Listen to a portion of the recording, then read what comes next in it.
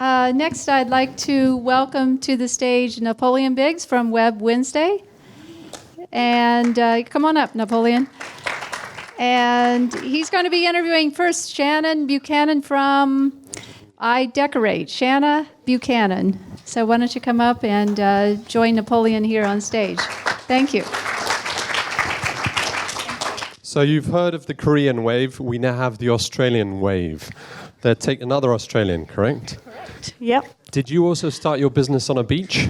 No, definitely. Not on Hong Kong, Discovery Bay Beach? No, absolutely not. No. You've got more hair than the other Australians, so... Although I heard he had longer hair, like you. The stress of a startup, perhaps. So I think it's really interesting when you look at people's Twitter profiles because they try and summarize what they do. And yours says, tech entrepreneur, misspelt, obsessed with making beautiful affordable, grateful, calculated risk taker, fearless leader, founder and CEO of iDecorate Limited. So tell us... How's that for an intro? That's it. We can stop the conversation now, can't we? That you all know about her.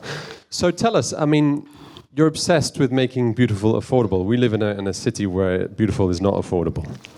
Correct. In most of Asia, beautiful is actually, expensively adjusted by surgeons in Seoul. So tell us what you're doing. So I guess if I could start from the beginning, I bought my first investment property when I was 18 years old, and I became obsessed with decorating. That was back in 2001. And I became obsessed with decorating and went through this process of pinning out all these different magazine tears and... this is before the days of Pinterest, Correct. So I was, ripping out all these different pictures from magazines and collecting all these different images, then trying to go to the store and find products to suit my budget. Found myself at IKEA, like most young people. And that was sort of the start, I guess, of my interest in interior design and decorating. And then I went down the corporate route. So you saw there's no money in interior design and become a banker. And I had this idea that I'd get all the tools in my tool belt. So I went down and worked for Red Bull. I worked in real estate, just all various jobs whilst I was at uni. Then studied law and finance, went down the banking route.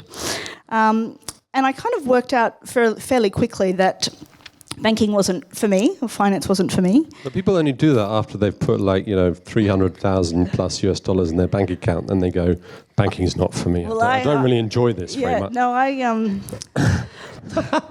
I was investing in property instead, if you like. Okay. So, that was actually a smart move for me because it allowed me to move to Hong Kong and start iDecorate. So the inspiration for iDecorate really came from a lifelong journey and a frustration of not being able to find products that I would see in magazines or on the internet. So what iDecorate does is we have created a platform where people can create digital mood boards. So like a stylist or an interior designer might create a physical mood board where they'll take pictures of the carpet or the dining room table or, all the different types of fixtures and furnishings, and they'll present it to a client. Well, I thought, how do we take that process and how do we digitize that and how do we bring styling to the masses?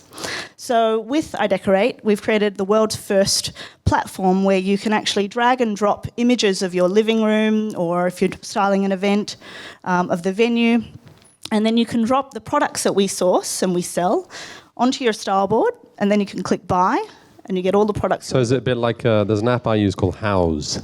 It's a little bit like that. Double Z. I keep seeing these apps coming up, which kind of tap into the same behaviours that we are tapping into. But you started it in Hong Kong, right? I did. So did you develop it here as well? We did. Did you develop it in Cyberport? No, I didn't. No. Off the stage.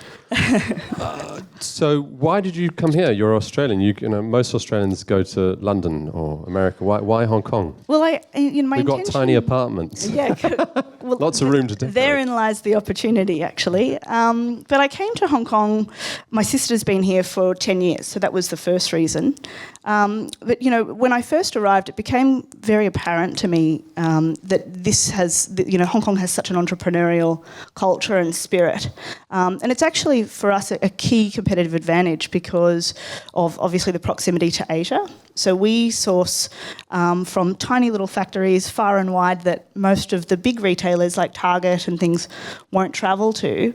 And the reason we do that is so that we can negotiate with our suppliers so that they only sell us very small quantities at the same prices that they sell to the big guys. So you're sourcing here, but your market is where? Where are the buyers? When we first started, we were selling predominantly in Australia, so most of our customers came from Australia, with the intention to sort of grow and expand into the UK, US.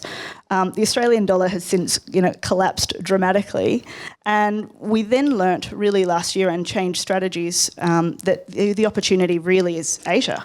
So it's the emerging urban consumer throughout this region, and so now we're actually exploring and purchasing from outside of Asia as well.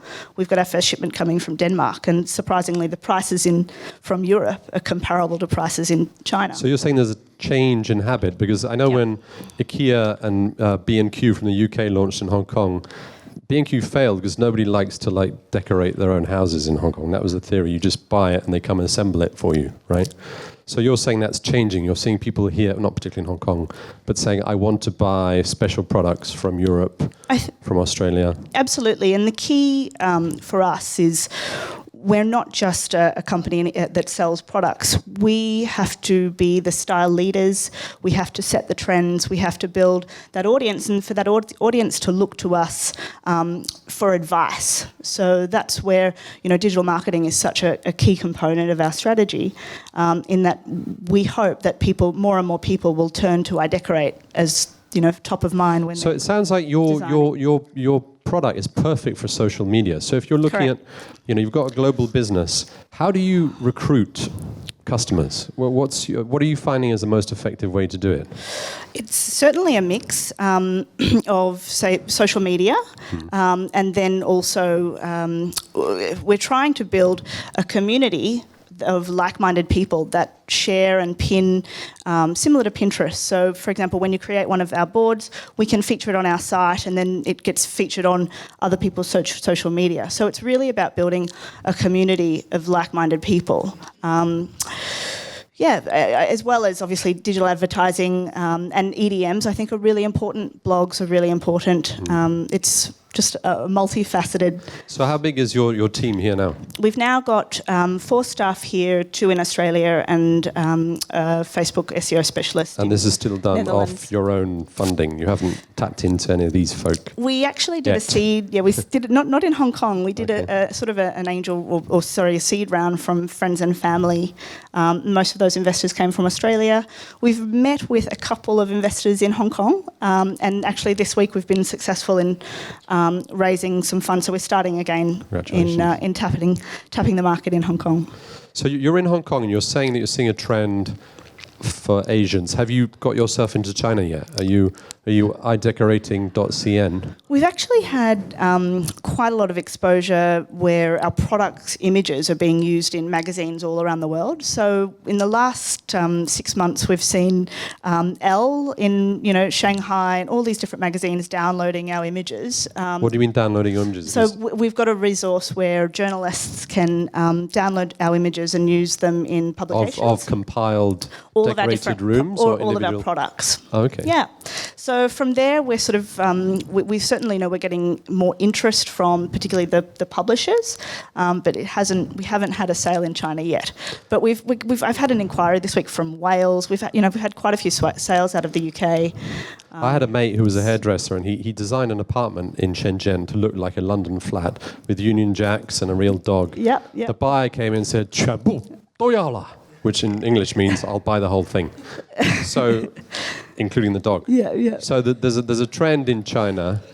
They're trying to buy That's exactly personality. Right. My theory is they're trying to buy personality. Doesn't mean they don't have personality, but they're buying an identity. So I think you're tapping into something there if you can bundle it. Absolutely. And our strategy to really break into China will be to find opinion leaders and ambassadors and interior designers that we partner with and that basically, help to spread the word for us. And localization, I think, is really important throughout Asia. So it's also finding local suppliers in each of the markets and great products, and then celebrating artists out of Shanghai or designers out of Shanghai and put them on the platform so they do the work for us. So are you evolving more into a kind of B2B model than the consumer? Because getting those consumers on board is a lot of work, and keeping them is even more work. Or are you more of a tool for a designer, and an interior designer and an architect to use to on-sell his or her services? It's a real mix. Our revenue to date has been 50-50 from B2B and from B2C. So you actually have a B2B service? We do. Okay. And we get invited to style things and source things for different sort of high-profile companies. But that's just another revenue stream, which is great. But we really see the opportunity is to B2C. Yeah. So how if I come to your site, how do I pay and how do you make money? You just basically drag the products onto onto your style board, and then you just click buy, and it's pay by your credit card. And then when does the product arrive? Does it come on a big truckload of 7 to 10 business days? You'll deliver. Yep. Interesting. And you're making money now? We are. Yep. Breaking even? We are breaking even. Excellent. Yeah. So do you see this? A lot of these things have started on the web. Have you migrated into mobile very quickly, or did you start on mobile and gone to web? Because that kind of decoration thing, a lot of people do it through tablets and things like that. Right? Yeah, our platform has been completely custom built. So the platform itself is highly complex, and we haven't quite cracked the mobile sort of strategy yet. Polyvore is a similar platform to us, which was it's started out of the Valley by some ex-Google people, and they've built a very clever app. So we've got now some options as to whether we decide to build an app or whether we just continue to use our mobile site for people to tag, and put into their wish lists. But I still think that most people, when they're buying for their home, want to buy from a desktop. So because I can see the products more closely. So they like to sort of browse quickly, which they can do on our site, and they can save the items into their profile. But then when they want to make the final decision, I think they want to really get a better look at what the product quality is like. Excellent. Thank you. Round of applause. Pleasure. Very good. Very interesting. I'm inspired to go on the site and decorate away. What is the URL, by the way, just in case? iDecorateshop.com. iDecorateshop.com. Excellent. Thank you. Yeah, thank you.